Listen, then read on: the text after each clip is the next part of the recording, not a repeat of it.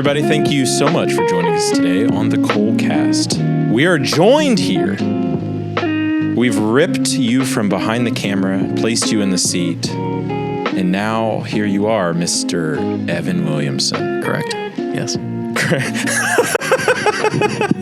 So far, so good. So, Evan. Yes. Why don't we start this conversation? Okay. With a little bit about you. Okay. How did you find yourself behind the camera?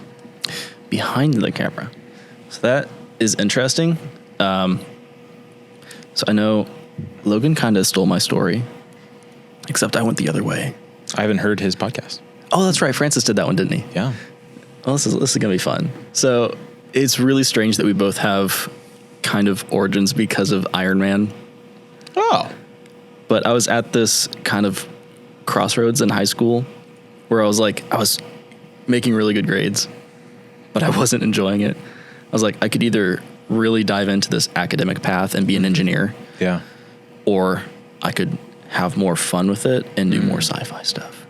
So the dilemma that I proposed myself with was I could either become Iron Man or I could just make Iron Man again on the screen. And that was kind of the ultimatum that I decided for myself. And making the Iron Man movie felt a lot more achievable at the time.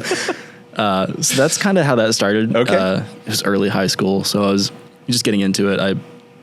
I ended up developing a program at my high school to kind of get that sort of thing going. It was a very small What do you mean you developed the program? Yeah, so we didn't have anything. The only thing that was at my high school was like sports. That was it. It was sports and band. And you're either in one or the other. Yeah. And they didn't talk to each other unless you were a weird one that was in both. Sure. So I started talking to the basketball coach. It's like, hey, can I start filming games and like getting promo shots of the players? It's like, I've got this $20 video camera from Walmart. Mm-hmm. I want to start making movies. So that's how I got going. Yeah. Was I bought a cheap green screen on eBay and made awful videos on a free software at home. Yeah. And that was kind of the thing that it died as soon as I left because nobody else was interested. So would this be AV Club? Yeah, technically. Kinda. So you were the founding and only member of the AV Club? Yep. For a whole year. Super fun. Yeah. So you were a freshman? I think it was about then. Yeah. That I started doing that. Yeah. Okay. That's super funny. Yeah. So then what were you doing up to that point though, that made you think that you could film Iron Man? Like gosh. Not a whole lot. I was super confused about what to do with myself, even through high school and college. Sure. I was questioning it. I was like, what am I doing? I had no idea. Yeah. I was just throwing spaghetti at the wall. Yeah. And that kind of stuck. Sure. So you leaned into it. Yeah. Yeah. Yeah. As much as I could. Right. Which is difficult because it's an expensive thing to get into. Yeah. Yeah. So you do that. You get started. What happens? Gosh, like, what do you mean? How did you end up here? Here specifically? Evan? At Cole? Yeah. I took a long seat in your inbox for a while. That was fun. Man, I lost hope. So in college, I tried diversifying a little bit. Okay. So I was like, this video thing would be cool. Mm-hmm. I should try other stuff too. Sure. So I picked up a couple of minors alongside my minor studies. Minor studies. We're gonna cut that. Yeah, we're gonna. Oh, that was so good. I had a theater minor, a studio art minor, and a sign language minor. I skated by. Okay. Couldn't say anything properly in sign language. Okay. That's really interesting though. But studio art was really cool because they had this a metals path. So you get in through your 3D foundations, and then it's like pottery or wood or metal. Yeah. Those were like the three options. Sure. So I went down the metals path because I was like, oh, I've seen Forged in Fire before. That'd be cool. It wasn't that. It was all brass and copper. Right. Very small, like jewelry stuff. Jewelry stuff. Yeah. So I started getting into that, but I was like still really into like I just kind of want to hit stuff. Yeah. And move it. So within the sculpture studio, I think it was, there was an anvil in a really old natural gas forge set up next to the foundry station, which I never got to use. So I started asking around. I was like, hey, how do I get hooked up to use this thing? Who can show me how to use it? And I got directed to the Wood Foundation's instructor. Yeah. He was like, got his master's in blacksmithing. Wow. And he was just like, oh, yeah, that's just my old anvil. I just brought it in here to work sometimes, but I haven't been able to do it in a long time. Actually, since Andy had been there. Yeah. Yeah. Andy and David were the last people that he had kind of talked to about blacksmithing. Yeah. So I was like, okay, well, how do I get in here and start doing stuff? And he showed me how to turn on the forge, which was horrifying. Was it like a big table forge? No, Oh, really? It was a tiny little shoebox forge. You said it like predated World War I. It was cool. But it was scary? It was spooky. I'd never lit a forge before. Sure. It was I like know that the booming. big Johnson forges, the trough forges. It was home built. usually. Oh. Yeah. And it was natural gas? Yeah, just because they. Weird. I think I don't know where he found it, Sure. but he got it hooked up to natural gas because they had lines in the studio. Right. So he showed me how to forge a leaf. Yeah. And that took me forever to figure out. Yeah. I didn't understand blacksmithing until I got here. But Chet, he was the reason that I found you guys. Yeah. He started telling me about Dave and Andy and the Thor sword, which really, piqued my interest at the Of moment. course. He's like, yeah, I think they're still like around. Yeah. Like Cole Ironworks is still around. So I was like, okay, well, I'll find them then. And you guys were in Anderson, half an hour away. Right. So I think I sent you an email. It must have been late 2019. Yeah, I couldn't tell you. I think it was like, Because I think I responded to you like June of the next year. yeah, it was a long time. I sent that email and just heard nothing. I think I talked to Andy a few times on Facebook. Okay. But yeah, I just heard nothing. And I was like, okay, I got to start looking for something else. Because I was just wanting to get involved. I wanted to see what was going on here. Right. I wanted to see if you guys were looking for expanding your media section at all. Right. It's like, hey, that'd be kind of cool. Go and film some blacksmiths. Yeah. So yeah, that's how I ended up here. So you emailed me with an inquiry of like, hey guys, you used a term in the email that I didn't know, telecommunications major. Ah, yeah. And I was like, I don't need an IT guy.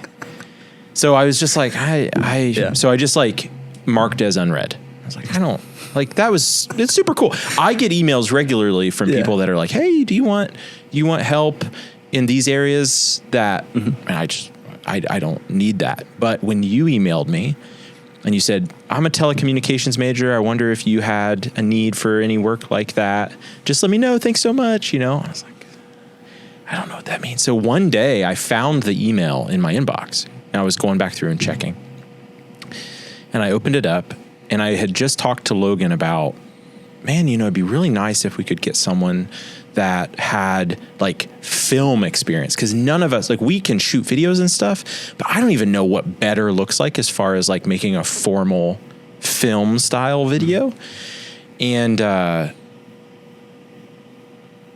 was like, well, I think I have an email about that. And I went back and looked and I was like, what is telecommunications? So I literally Googled, what is telecommunications?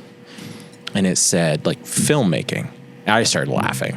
It was such an example of the opportunity presenting itself in the exact timing that it was needed. And so we reached out. I was like, hey man, like, I don't know if you're still like looking for like work. And I remember your email back was like, yes. I was so stoked. I was so confused. Cool. I was in the middle of class when I got that email. Oh, really? Yeah. I was like, I'll check my email. I'm bored. Yeah. No way. That's They awesome. finally got back to me. Yeah, you're not the only person that's had that problem. Sure. They've since renamed the college. Ah, Yeah. well, so I don't even know why was it called telecommunications? So it used to be called that. This is probably incorrect.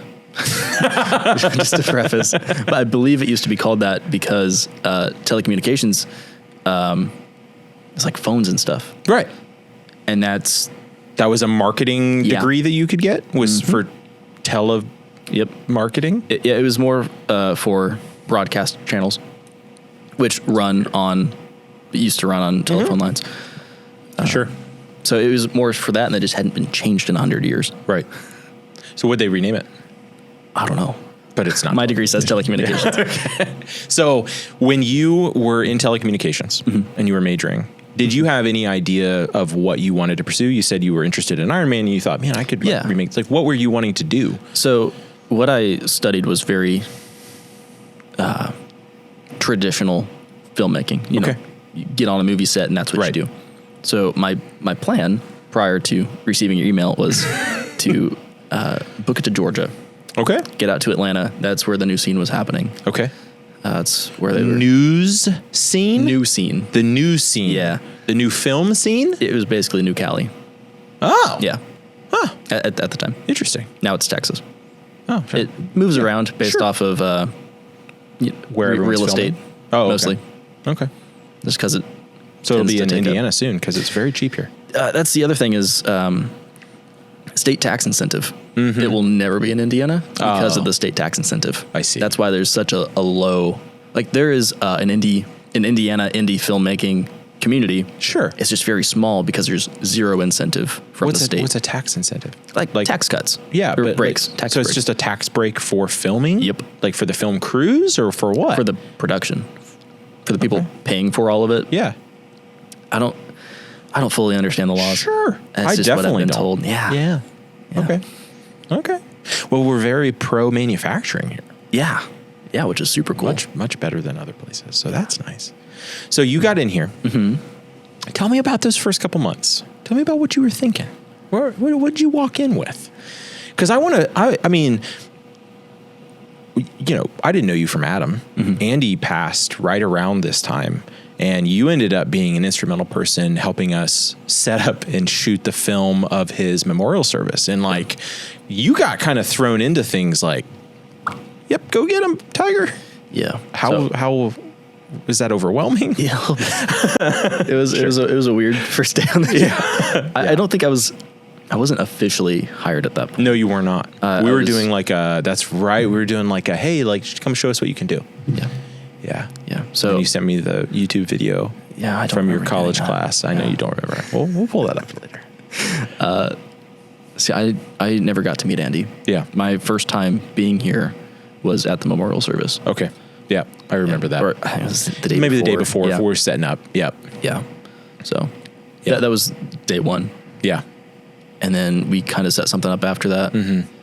After the new year started and started coming in part-time between classes my last semester. Yeah. So that was the introduction. Yeah. And then when I did start here, you put me up here in this room, which gets very cold in January. Yes. Yeah. So that was interesting. Mm-hmm. The first few months was mostly taking pictures of products. Product photography. Yeah. Yep. Yeah, we needed some help with that. Yeah. So that was...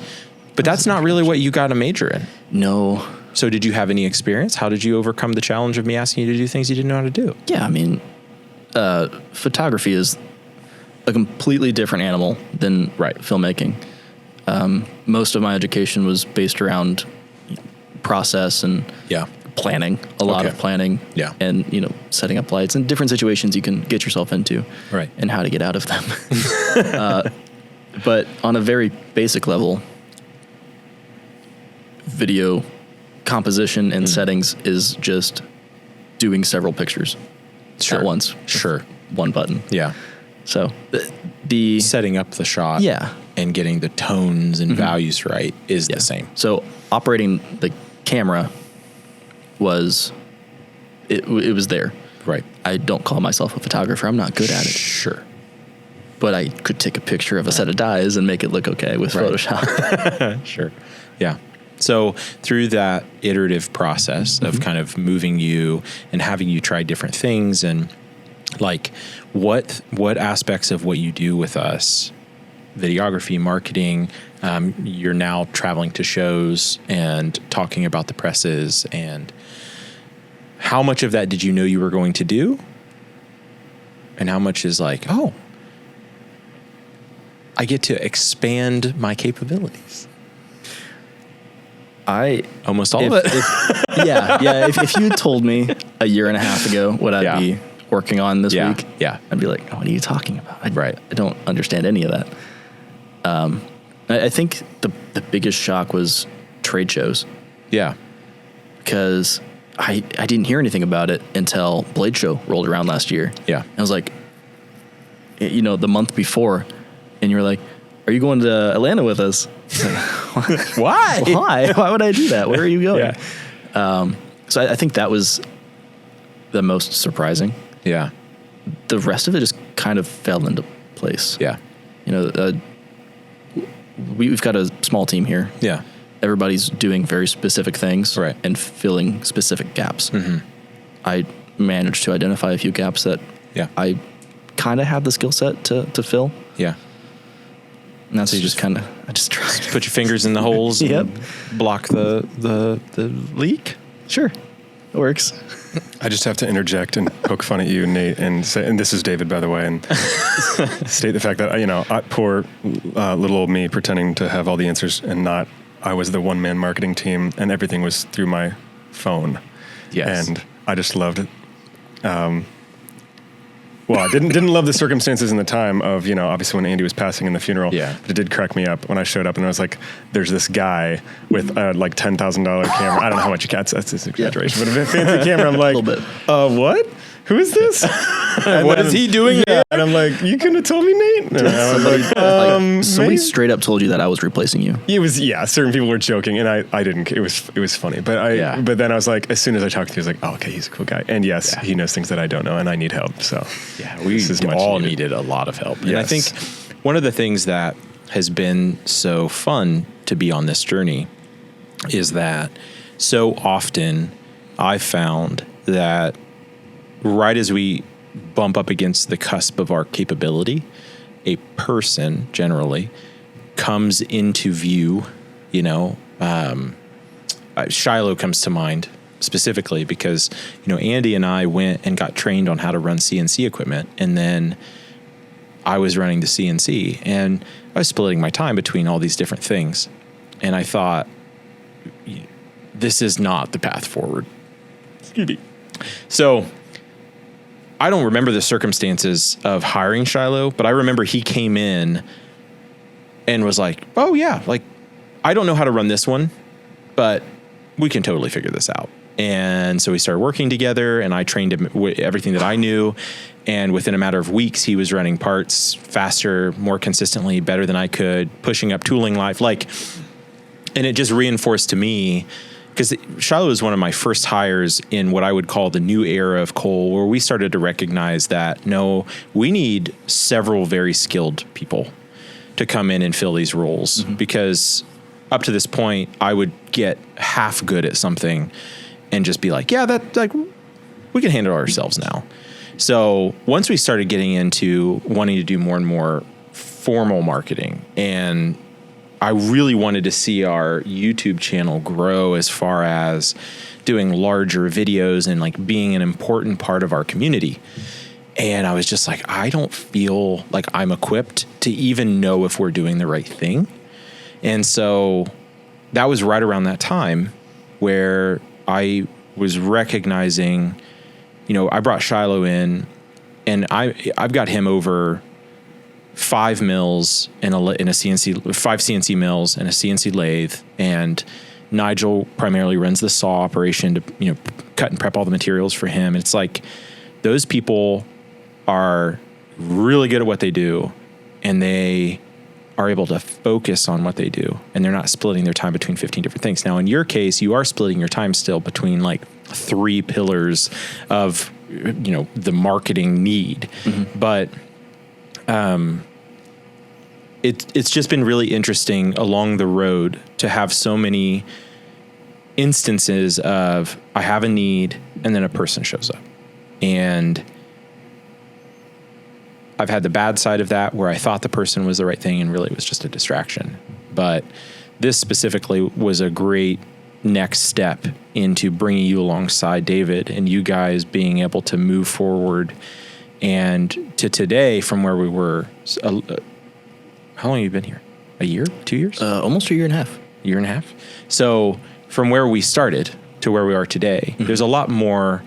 It's interesting that you said you started the AV department at your school because it's like you kind of we had to figure out how to make a department. Right. We had to figure out how to make a department for CNC and for welding and for assembly. And now we needed to figure out inventory and marketing and engineering. It's like, yeah, it might be 1 or 2 people per department, but that person has to be good enough to supply everything we need to create the whole department.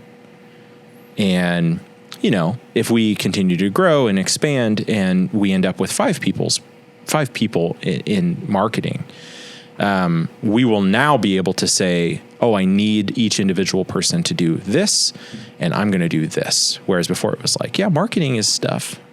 And, we're like, tell people about it. Yeah. So it's been really cool to have you be a part of that and bring you into the fold on that. How about the other side of you?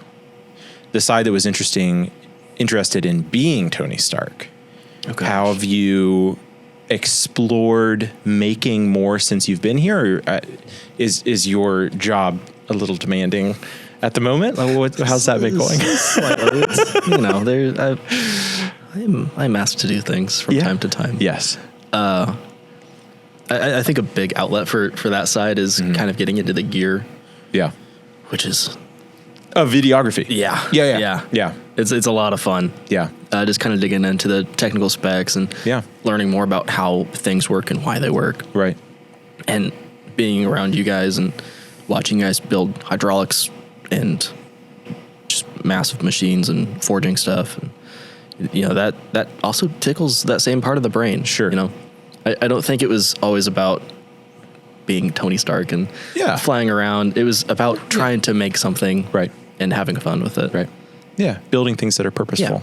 Yeah. And so you, what about the woodworking that you do? And you make beautiful battle oars for the jujitsus? Yeah. Yeah. Tell me a little bit of that side of yourself. Basically covered it right there. It's very aptly done. So I would not consider myself to be a woodworker. I've tried to make a few things. Well, you've successfully made a few things. Kind of. I mean, kind of. Okay. They're done. Okay. He's got to stop. He's made multiple swords. They're not finished, but I'm helping him. I'm not supposed to talk about that. What if you? It's a personal sword. Yeah. We're talking about a singular sword. If you take a step back, what about martial arts? Where did that come into play? Oh gosh, Ninja Turtles. To be honest. Gosh, yeah, I watched a lot of cartoons growing up. If that's a surprise to you, it's not. Of course, it wasn't. Yeah, Ninja Turtles was the one. That was the thing. Yeah. I was always out in the yard after watching that, spinning a stick around or hitting myself in the head with homemade nunchucks that I... Amazing. Yeah. Wonderful. It's good stuff. So that was always there. Mm-hmm. My mother was not interested in letting me participate in contact sports. Understandable. Yeah. Mm-hmm. So it was started in 21 when I was in college.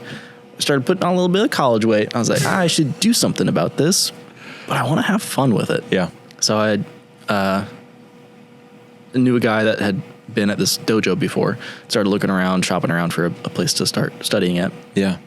And did you know what martial art specifically you wanted to go after? Nope. Okay. So you were just seeing what was available. Yeah. Okay. More or less. Because there's just so much information and it's, I don't want to say it's kind of gate kept. Sure. A little bit, but it is. Yeah. It's there's a weird, you're not supposed to really talk about it. Mm-hmm. But also we need to expand so that the art doesn't die. Right. It's a weird. So things are guarded. Yeah. Okay. Yeah. But it's also very openly shared at the same time. to the right people. Okay. You kind of have to prove yourself. That's a confusing It is. paragraph. I'm you aware. just said. It's very confusing. There's not a good way to put it into words. Yeah, sure. So yeah, I went out and I found this dojo. It was 10 minutes away from campus. Yeah. So I started going, went in and checked it out. I know you made fun of me for wearing my mask here for several months when I started working. I wore my mask to the dojo as well. Yeah. For a long time. For like your workouts and everything? Yes. Yeah. Yeah. Good. Yeah. So there's that. And Yeah. One of the black belts was like, you can take that off, you know. I was like, are you sure? Are you sure that's allowed? So that was interesting. But I've been studying with Mr. Sheridan and his Udansha for 2.5 years now. Okay. And it's been wonderful. He teaches, Shuri-ryu karate and Shinto-Yoshin Jiu-Jitsu and traditional Kabuto arts. Do you learn them all simultaneously? Yes. Oh. Yes. It's very fun. That sounds very hard. It's not easy. It takes a lot of effort and work, and Yeah. there's some time put into it. Right. But they all intertwine with each other Yeah. so seamlessly. And you had mentioned too, through that process, you had heard of Steve Schwartzer before you ever got involved with metalworking or anything. What is that? So Steve is a wild guy. You're aware. You know, I'm quite aware. You know Steve. Yeah. I had found him doing research for, I was shopping for a place to start studying and started finding out there's a billion styles. Yeah. There's so many. And I happened upon, I was talking about gatekeeping a minute ago. This style was gate kept. There was hardly any information on it. Yeah. Except for Steve's name. Interesting. So Kotori Shinto-ryu. Yeah. It is basically modern ninjas. Okay. It's very cool. It's not literally ninjutsu, which is still a thing. But if you were to, like, Steve can handle himself in any situation. Sure. And I don't want to say because of this style and practice. Yeah. Because he's expanded into so many other different pools of study there, but this was a big one. Yeah. I forget who his instructor was. He's told me several times now. But that's how I happened upon Steve. And Logan was talking about him at Andy's memorial. And I was like, Steve Schwarzer? Why do you know him? And he asked me the same question. Yeah. Steve is like 5 people. Yeah. Very much. Yeah. He's lived 5 lives. Yeah. He has. Yeah. I was in a similar boat with David, actually. I knew about David before I knew about Cole. Sure. Oh, no. As Cedar Lord? Yeah, as Cedar Lord. Lord. The swordsmithing Wait, stuff? before you talk about me, I just got to say, Nate, I've been to the David joined me. I went there. Why am I blanking on the name? Not Jim. The dojo. The dojo. And if you ever, Nate, want to experience the fear of being killed in close proximity to a roller skate rink. That's close. Roller skate rink. You should join, Evan, because it's like serious. Could awesome I come vibes. get beat up one time? Yes, please. That would do. be kind of fun. Yeah. That'd be so fun. I got into MMA for a minute and realized how out of shape I was. Yeah. It'll And I was 18. So It's also very humbling This doesn't going go. as, a grown adult as I think I am. And I go and there's children that could probably kick for my, sure. Yes. you know what? Yes. And Yeah. I want to take my son. Boaz, Oh, sure. And beat him. What's age? What's that? What age groups? I mean, do they need to be? Oh yeah, Nate, you could take your kids. They would Yeah. love Well, it. Millie was in karate and loved it. Oh, yeah. Yeah. Didn't she karate chop a kid in the head? She did. She did. I thought I She remember did. hearing about that. Wait. That was actually more of a punch. Oh, okay. That was Yeah. more of a, are you laughing at me? Yeah. Yeah. Or cold cocked her. because Evan clearly doesn't have enough responsibilities. Yeah. Let's just set up a dojo here. You know, and we'll I feel like our insurance might disapprove of that. Yeah. But we could look into it. But no, I would love to visit. But yeah, age range. What's the age range for this kind of training? Taught kids as young as 4, I think. Oh, Yeah. okay. Cool. That's difficult. Well, to yeah. do. They're difficult to communicate. Yeah, a little bit. Interesting. Yeah. Okay. What's the name of your dojo? Sheridan's Martial Arts Center. Sheridan's Martial Arts Center, and that's in Muncie. Mm-hmm. That's cool. We can plug it. Plug the website. So what about that had you interested in making weapons? Getting into Is that how you Kabuto. Is that how you started? Is that how you got introduced to Cedar lore? No. Oh no, No. movies. Thors? Yeah. Yep. The Thor. Yeah. So after Chet introduced me to Dave and Andy, he introduced it as. They made. I can't remember if it was Cedar Lore or Mad Dwarf that he introduced. Them as. Mad. Yeah, but Mad, he used your names. So before you got an email, David actually got an email first. Wait, what? I don't think you ever saw it. Oh no, I'm sorry. We've all heard Evan. It was more or less a plea of apprenticeship. Was this via email or Instagram? Okay. Yeah. I can't even get him to read my emails. It's okay. Oh, I know. I'm the We all worst. forgive you. I can't read. Yeah. So that kind of happened anyway. Yes. Then learning from you for Yeah, And I learned you from didn't you. have to pay for it. We learned from each other. Yeah. Just get it for free now. yeah. So you got interested in sword making, but Yeah. but what about the weapons? You got into what? Kabuto. Kabuto. Yes. So Okay. Kabuto is just traditional Okinawan weapon arts. Okay. Is that in the same dojo? Yeah. Yep. That's kind of cool. It's very cool. So tell us about it. Yeah. So our weapon arts come from Grandmaster Oyakawa. He is, I believe, is Okinawan. I don't want to. It's either Okinawan or Japanese. I don't want to Sure. goof that up. Yeah. But he taught my sensei, Mr. Sheridan, and he is passing it along to us. So we have a very direct lineage Yeah. from the origin of this art to us. It's That's very awesome. cool. But basically, the whole premise behind Kabuto arts is that in feudal Japan, they went over to Okinawa and ransacked it. They locked down all the villages, killed all the men, took all the weapons. It was a brutal place. Yeah. And they had Wow.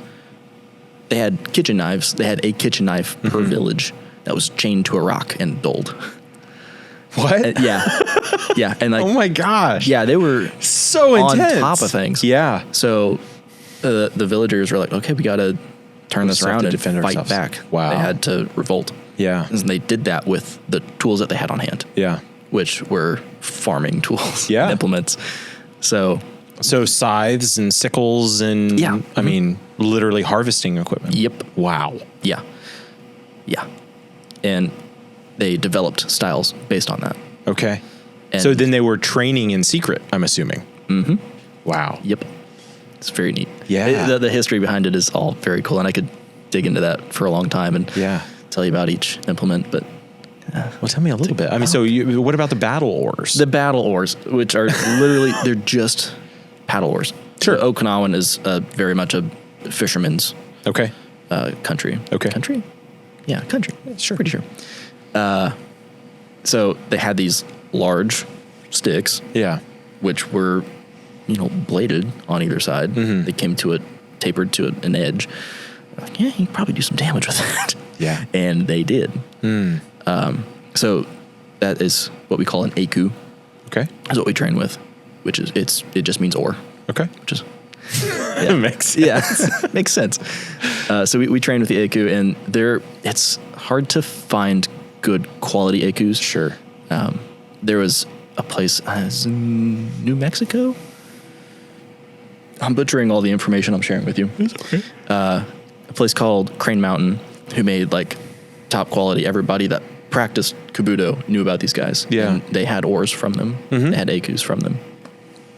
They went out of business a couple of years ago. I was like, oh man, I missed the time to snag one of those. So I was like, I'll just make one. Can't be that hard.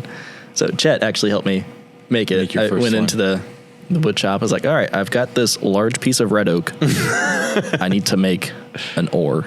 Yeah. Okay, we can figure this out. Yeah. So he helped me through the process, and that's the one that I train with. Yeah. And I've just recently made a second one. It's a very heavy black walnut. Yeah. It's large. It's very large. It's very And is large. that traditional, how large they were? Not necessarily. Do you want your training piece to be different than the piece you're actually going to be using in a formal fight? Like, do you want it to be heavier or anything? Not necessarily. Okay.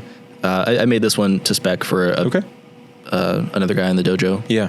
who was looking for one. Yeah. Saw that I had made one. He's like, hey, can I get one from you. Right. Like, heck yeah, that'd be awesome.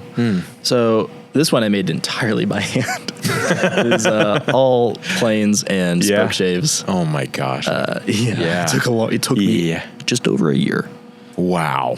Yeah, on and off. And I was doing other things. Yeah. But yeah, this one's very large, and it's because he's a large dude. Okay. He's like 6'5". He's big. Ouch. Yeah. So when you train with that stuff, how do you train with weapons and not hurt each other? Very carefully Yeah. is the only answer. So you do get hurt. Yeah. Oh yeah. Oh, yeah. You hurt yourself more than other people hurt you, Got it. which is interesting. Because I'll come home with bruises all up my sides from whipping myself in the hips. And that's just a part of the movement? Yep. Okay. Yep. So bringing it in with that kind of velocity, it's called body conditioning. It's koteyate. It's meant to toughen up your body. Your physical torso. Yep.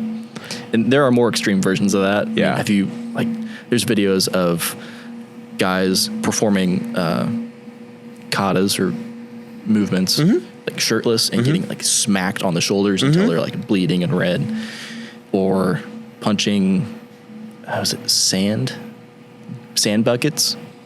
You just beat the snot out of a bucket of sand and it busts up your knuckles. It just abrades the skin off your knuckles, but then you get calluses. Yep. I mean, I've seen the guys like hit the board until their hand's bleeding and kick the trees. What's that martial art where they kick the trees they kick the trees until their legs break and then it's like a microfracture? Yeah. Whatever that is, it hurts. It's blanking. I know what it is. You know what it is. I know you do. So how did that, so you said you were just trying to basically get in shape and you wanted to do something that was fun. So what's interesting that you say that is that you decided to film Iron Man because you saw that you could pursue the engineering route, but you decided to do something that you thought would be more fun. So what is fun to you? Oh gosh. So why is fun a thread throughout your decision making here? Oh geez. You're gonna sound like my therapist. Just looking to enjoy, like you. Yeah. So growing up, 2008 crash and economy's just glowing. We were pretty tight on stuff growing up. My dad had recently landed a job at Crown. Okay. And he did not enjoy it, but he paid the bills. Right. And I caught on to that a lot. He was just, soul sucked. Yeah. Every time he came home, he was just, not having a good time. So that was a decision I made for myself when I was really, really young in 2008. So you were talking about that earlier. Yeah. I mean, he had been there for a while, but that's like when it really started making sense. He was working overtime, but I was like, I am going to enjoy what I do every day. Sure. And I do. Yeah. I made that happen. That's awesome. Well, you made that happen. We made that happen. But you developed your service until it was valuable, and I extended our need. But that's really interesting, because one of the reasons that I started blacksmithing was because I thought the process was enjoyable. Yeah. And, I consider my work fun. My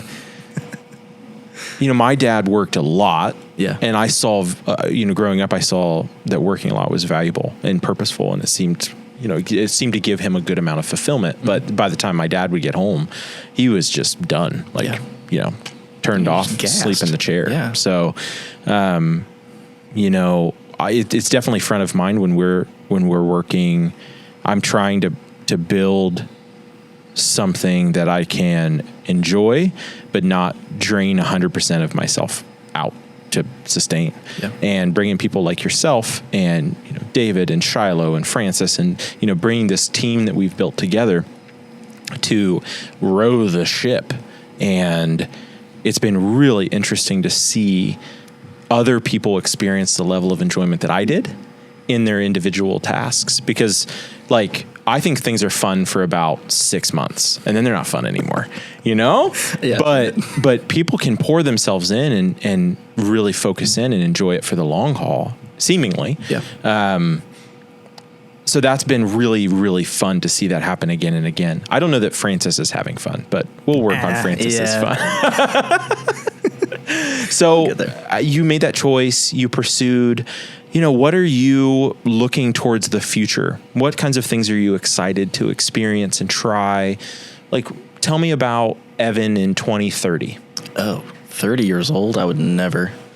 I don't You're going want to be get there. 31 and 30. Eventually. Yeah. At some point, yeah. Yeah. 30, 20, 30, 30. 2030. 2030 Yeah. is If more you're still achievable. alive in 3030, Let's hope not. things are going on. Yeah. So 2030. What are 2030. you excited about? What do you want to do? Gosh, I don't know. Man, I wasn't prepped for this. I know. I don't prep I you for don't- anything. I You don't didn't even know we were think doing this past together. next week. What?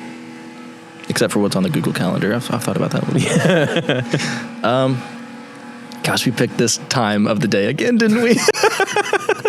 Wait, maybe we can come. I like that question, so I'm not derailing it. We should come back to it. But I have a question for all of us, and maybe it can add value to whoever's listening to this. I'm guessing, if they're listening, they care about coal, or they're a bladesmith or blacksmith entrepreneur of some sort.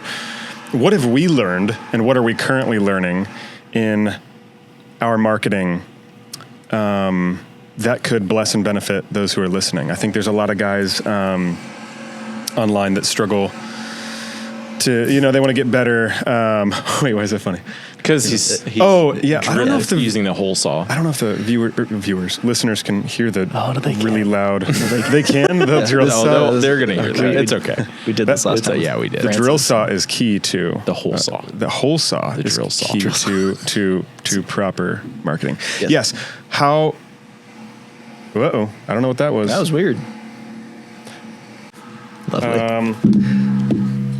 Actually, I'm going to be mean and just say, and now resuming the podcast after poor camera overheated, to give illustration to those who are watching. Oh, Look at this fun photo. lovely. So, for a little bit of reference, Mr. Sheridan is the gentleman standing. Oh gosh, I have to orient myself. He's the gentleman in the back with the mustache. Yes. Thank you. And then his sensei to the left of him. Wait, with the the other way? oar. Other way. No. Yes, that gentleman. That is Sensei Robert Bowles. This guy? Yes. Yeah. Closest to you. He is the head of our system. Okay. And he's up in Fort Wayne. Wow. Yeah, it's pretty cool. That's super cool. Yep. And to those who are just listening and not watching, it's just an awesome photo of beautiful people that could kick butt. How old's that little Including girl? Evan. She was Like 10-ish?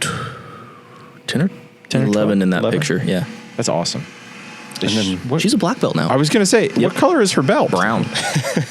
Yeah, she's a black belt now. Dude, that's rough. We did her black belt test up in the castle at. How does an 11-year-old get a black belt, though? She's very good. Like, does she have to perform at the level that you would expect of a grown man? Yes. So does she fight grown men? Yes. So she, takes grown men down? Yes. Yeah, I think Millie's going to come visit you. That's sick, dude. It's very cool. Anyway, you were telling us what are some. David's question was, what are some things that we have learned that we're executing on right now? Yes. That might be of value to the other makers, small time, big time, everything in between time. Because, like I said, I'm very grateful that I'm not a one-man marketing department and you have the skills that I don't have. And it's been a learning journey for us to both. I was pretty proud of the work that you and Andy allowed me to do. I don't know when I went from helping you guys physically build presses to running all of the marketing for Cole. I was proud of that work, but I'm not trained in marketing. Right. I was flying by the seat of my pants. Right. And is that the right way to say that Yes. phrase? Yeah. And now I'm fascinated when I dissect that phrase, but that's not what I'm talking about. Fly by the seat of your pants. Anyway, I did that for as long as I could, and yeah, we all reach our plateaus, and I'm like, I think I'm doing a good job, Right. Yeah. But then Evan came in and you give me a fresh perspective. And we're still learning because with online, it's changing. It's changing so. We are actively talking about these things. We had a meeting yesterday, and I'm just wondering how much could we share with our listeners, viewers, because I think they could benefit a lot. Because again, if they're listening to this, they're probably some form of a maker. entrepreneur, maker, Yeah. trying to get their work out there. I have some thoughts, but I want to hear yours. Yeah. So contradictory to what we're doing right now, short form content is king. Yeah. Which is what we were talking about just yesterday is, pulling back on our long form content, unless like the content itself demands it to be long form. Right. Like Logan's 40-minute DPC install. Yeah. Right. It just has to be there. Yeah. Or these podcast episodes, like we want these to be lengthy. Yeah. And enjoyable. Right. But I think audio in length makes sense, right? Yeah. Because I can listen to a 30-hour book over the course of a few weeks. Yeah. So that works. Yeah. But the video demands such attention from you from such an extended period of time. You can't do anything other than watch the video. Right. Which is why TikTok and Cocomelon have developed this idea in our brains that I should be able to consume a full piece of content in 10 seconds and move on. Because that is like the length of our natural attention span. Right. So not natural. Well, our developed current attention span. So you activate the attention span, you get that burst of dopamine, right, and you're good. Right. Move on. Yep. Which is like the whole demonic premise of Cocomelon that I just can't get into. Yeah. So that's what we're shooting for. We're shooting for digestible content that is still informational. Yeah. Information. So what are you considering short form? Like a minute and a half. A minute and a half is our average length, meaning we do have pieces that are longer. Correct. But we're focusing on a minute and a half or under. Okay. Yeah. Because you can, watch that while you're waiting for somebody to send you an email or, accidentally scroll through that. Yeah. Yeah. You shouldn't have to commit to consuming media these days because you won't. Exactly. Yeah. There's too much competition online. Right. To have your media undigestible. Right. So somebody that's getting started, what's king to them? Quality or quantity? Quantity. Yeah. Yep. So I said this earlier, and I say this a lot: throwing spaghetti at a wall, seeing what sticks. Right. And then leaning into it, which is why you ended up in videography in the first place. It's why I ended up in blacksmithing and making presses. Yeah. You just have to try things, which is why the quantity. Right. You want to have a lot so that you can look at the analytics and figure out what stuck. Right. Pick out the high performers. Yep. And the one thing that I think you've helped me realize, Evan, with the content that you and I are both creating for Cole is just an abundance mindset. You and I have talked about this, Nate, as well, of like, big shout out to Gary Vee, of just like, be aggressively positive. Right. So positive that you make negative people uncomfortable. and I don't know, like I get it. There's certain, especially in our trade, well, whether it's blacksmithing or videography, the stuff you learned, Evan. Or martial arts. Yeah. I understand that there's like trade secrets that people don't want to share, but it's better to lean on the side of, share it. Yeah. And so what if you're creating, quote, competition? Right. So what? Like, be the positive person that people want to go to. Well, and think of I think as makers specifically, it's easy for me to jump on Instagram, go to the Explore page, and feel like there's 10,000 competitors to what I want to make or something I'm interested in and postulating potential ideas for. And I look around, I'm like, man, this is already saturated. It's like, well, the algorithm is specifically finding these people out of the 10 million that are using the platform and showing them to you. Yeah. And it can create a sense of, ooh, should I even start? It seems like there's already a lot of people doing that. Yeah, and it's like, that's not a good oh my mindset. Gosh, don't even go look if that's how your heart starts. So I just stopped using Instagram. Everything is oversaturated. Well, exactly. If you look at it from that perspective, absolutely. But what I think is a mistake is feeling like you don't have a voice to share. And that's so not true. It's not true. I mean, I believe I will preach this to our audience. And I'm honestly, I'm preaching to myself and to us because I have to remind myself. It sounds so cliche and oversimplified, but really the abundance versus scarcity mindset. And like, I have found that you really can attack in yourself the mindset of jealousy or competitiveness, of comparison, and you can flip it on its head to a mindset of if you see another maker making incredible work that you want to do, or somebody else's social feed blowing up, that you actually feel joy and excitement for them. Sure. Like, good for them. Like, that's awesome. Like, we can do that too. And I find that's easier when you're a part of a team as opposed to it's just you on your own. Sure. Because that's when the mindset of insecurity and overthinking and overanalyzing. But I mean, it's been a blast working with you, Evan, not just in creating the content, but in teaching you what I know. I'll teach you how to, make a sword. You teach me how to get proper footage that's not on my dumb iPhone, And so I think hopefully our viewers can gain from that of just like, so many people have the analysis paralysis of like, I got to have, good grief, poor, you've dealt with Nate and I just like pushing you off the cliff of like, hey, can you like do all this movie quality editing for us? Even though like you haven't, necessarily done this yet, but like just figure it out. And, this whole podcast setup, like I'm blown away by it. I don't know, I'm surprised you're trusting me behind the camera right now, but it's just like, it's so cool to see this that you've built, like you didn't have proper classes. You just figured it out. I don't know where I'm going with that. Hopefully it makes sense. Like people just need to like dive in deep and just stop analyzing yourself. We try to preach this to the other guys in the shop of like, a lot of the guys, not every guy, but a lot of guys here in the shop have their own side things, their own passion projects. And I hope and I believe that like you and I, even in the shop, can be a voice for like, go for it, try it. You don't have to have it perfect. You don't have to make a perfect blade to be proud of it or a perfect hammer to be shared on social media. Right. And I want that to be, I selfishly want that to be true of our customers because it makes our job easier. Because then they share more content and, it's fun to brag about the people using our presses. But you've helped me realize that. Both of you guys have, of like, just have fun with it and don't be so critical.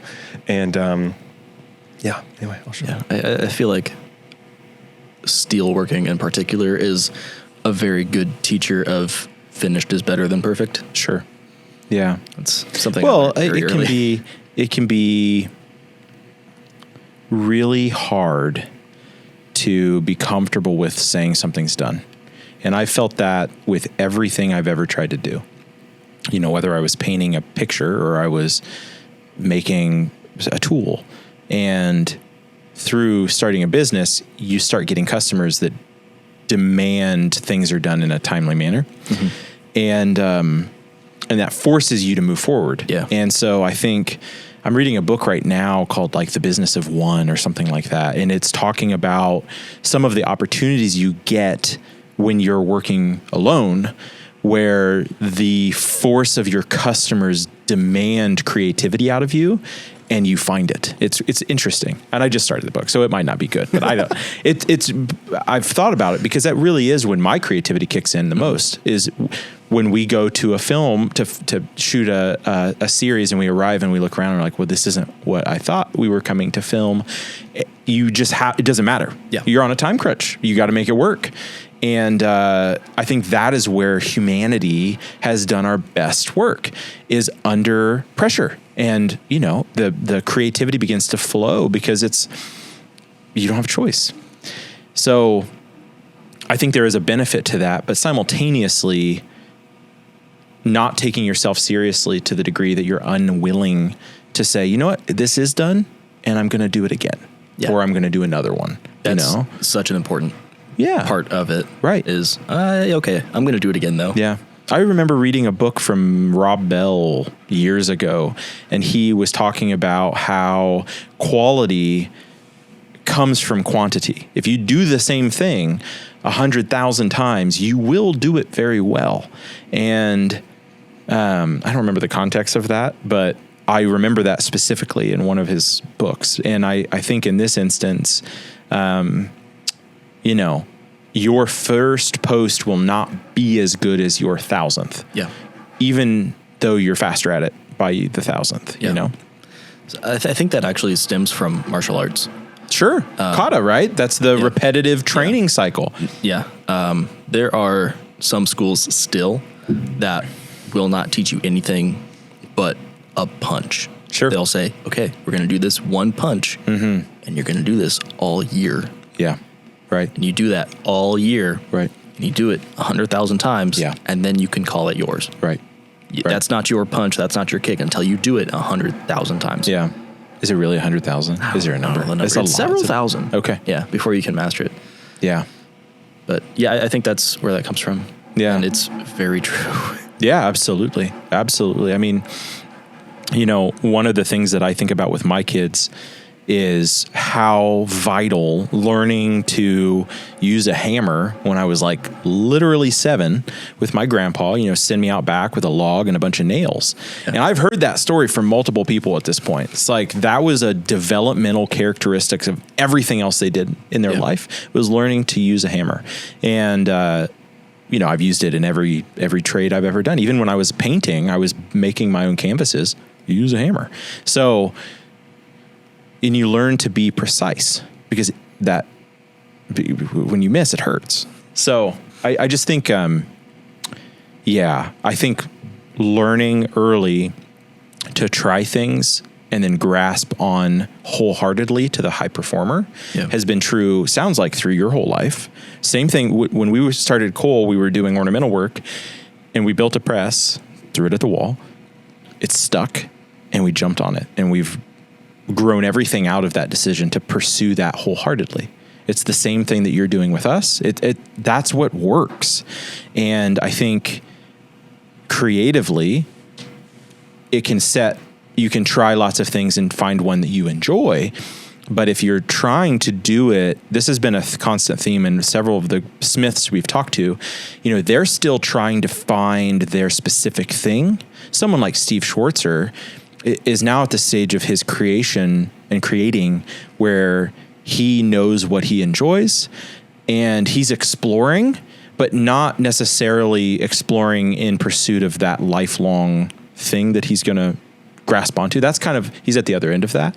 But I think people that are getting started in their trade should be throwing things at the wall until they find one that is a high performer personally. They feel a good sense of enjoyment and fulfillment from, and simultaneously it has to be something as well that is like saleable and usable and practical, and but anyway, it's still the same thing. It's a try. So one of the things that you learn when you start learning about lean and the history of lean specifically was, the plan, do, check, act. You make a plan, you do the plan, you check that the plan worked, and then you act. And you do something with it. And that there's a bunch of different ones. There's like the Deming cycle, and there's several other ones, but it's all the same thing. You throw it at the wall, you see what works, you make minute adjustments, and then you just roll and go for it. Mm-hmm. So, anyway, the other question that I posed to you was, what do you see yourself doing by 2030? What are you hoping to pursue and do and explore? Who do you want to look at if you could look in the mirror of your future self? Oh, gosh. That'd be a weird mirror.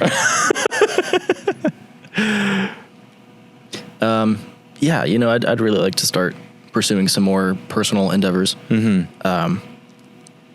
There's several paths I could take with that I'd like to explore all of them eventually. Yeah. Developing my own line of whatever it is that I decide makes me happy to make. Yeah. But you want to physically make something. Yeah, okay. I do. Something that I've learned being here is that things that I enjoy doing are making things with my hands. Yeah. Building, teaching. Yeah. Those fulfill me. Right. Greatly. Yeah.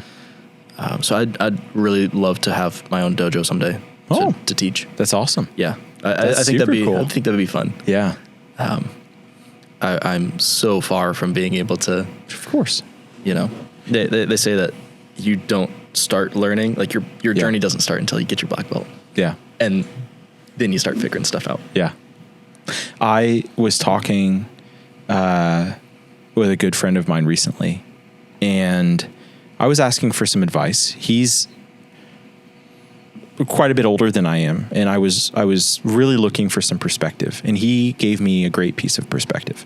He told me that when he was young, and this is something I experienced, you're thinking about the week ahead, you're thinking about the day, and accomplishments and things that need to get done are in the very short term. Mm-hmm. But he said, sitting in the place that he is now, he's looking back and thinking, if I'm going to do this thing, whatever it is, I need to think about it over a time span of 30 years. How do I set up what I'm doing every day in a way that I'm enjoying it every day and I can continue to enjoy it for 30 years? Not how can I get this snippet of work done by next week? How do I do this and make it enjoyable and find fulfillment from it for a long time? Because my life is long and I don't need to just accomplish a year's worth of work. I need to accomplish 30 years worth of work. And what that gave me in that conversation was like, oh, you know, I don't need to just know what I'm doing right now. I can expand my time horizon for the things I want to accomplish in my life. I gave you a time horizon of like 10 years, but chill out. Don't yell at me. How can I enjoy my work here for a long time?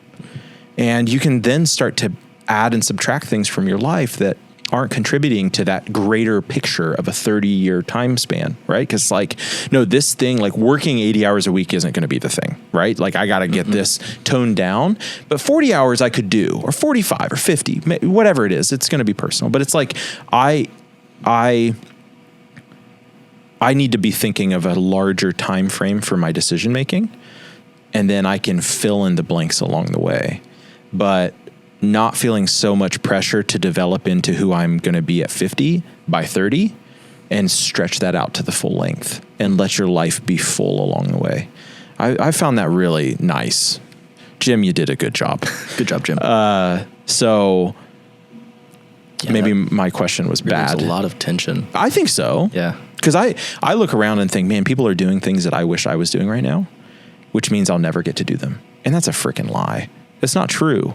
I could be 70 and start making a boat. There is a Rob Bell thing where he talks about a guy that was like 74. I need someone to tell me where this came from because I can't find it. He's like 74 years old and he's like, gosh darn it, I'm going to go sail the world. So he goes and cuts 74 years old, I think. I don't remember all the specifics. Cuts down a bunch of trees, makes a boat, and sails the world and records it all.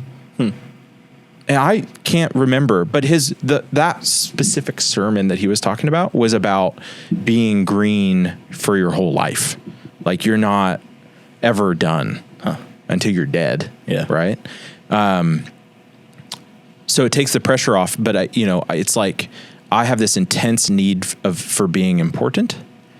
And then I put all this pressure on being important right now. It's like, sure. Do you think what the advice that Jim gave you, is that contradictory to what you just said about, being creative on a timeline and how that helps? No, because there's something that Gary Vee talked about that I really liked is you act on a micro scale, but you plan on a macro scale. Something like that. He says it cooler than that. Yeah. But the idea is I'm not going to stress myself out to be who I'm going to end up as right now, right? Like I need to squeeze all of my actions into this year. I'm going to work 100 hours a week. I'm going to be stressed and terrible to be around, but rather stretch that out and say, no, I'm going to live a long life. I'm going to plan for living a long life. You could be wrong. I mean, that does happen, obviously. Don't usually plan for that. But you don't. And I don't think you should. Yeah. So you stretch it out. You try to live in a way that you get to enjoy your whole life. And I don't mean that everything's easy. Right. And the time constraint thing on the creativity side is specific around setting. It's something we're doing. That's another thing that we're doing. No, we need time-bound meetings about like, hey, we're going to test this thing for 1 week and measure it every week. And we're going to do that on a consistent short cycle period. And then as we bump up against obstacles, we only have a week to come up with a solution, implement the solution, and measure the solution and see and do real short iterative cycles. Which reminds me, one of those things is we're going to revive the Twitter page, so everybody go follow Coal Ironworks on Twitter. Even though I haven't at Coal Ironworks, you haven't even. I have not been able to find the login. So maybe don't. We will. I mean, it might be a new at. I will find it. Okay. But at Coal Ironworks. So it's super important. Continue. That short iterative cycle of creativity, I think, is good. But acting that way for years, I don't think is the solution.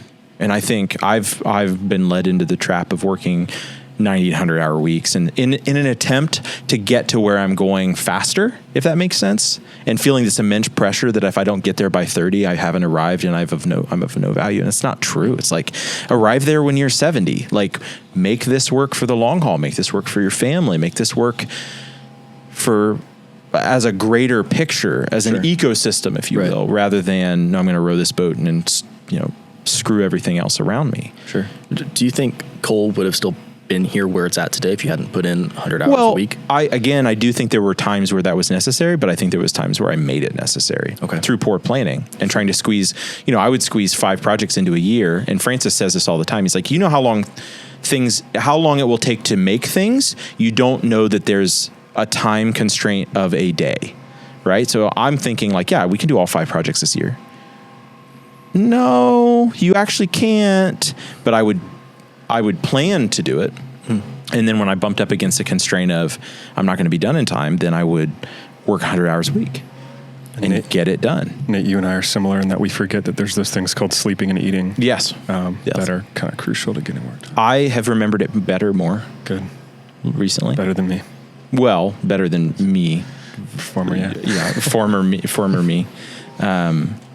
So opening a dojo, working towards being that person, that's kind of exciting. Yeah, I think so. Be in your dojo. Yeah, that would be amazing. Has there ever been a dojo and smithy under the same roof? In traditional, probably ancient times. Yeah, but like that would be so amazing to have. That'd be pretty sick. Today. It'll be cool. Yeah. Is there anything else you guys would like to share as we come to a close? I'm assuming we're probably at our time limit. Probably. Do you want to check the time on there, Dave? It is 1 hour and 25 minutes. Yes. Sounds about right. Yep. That's okay. Yep. Cool. That flew by. Yeah. That was weird. Anything else you want to say?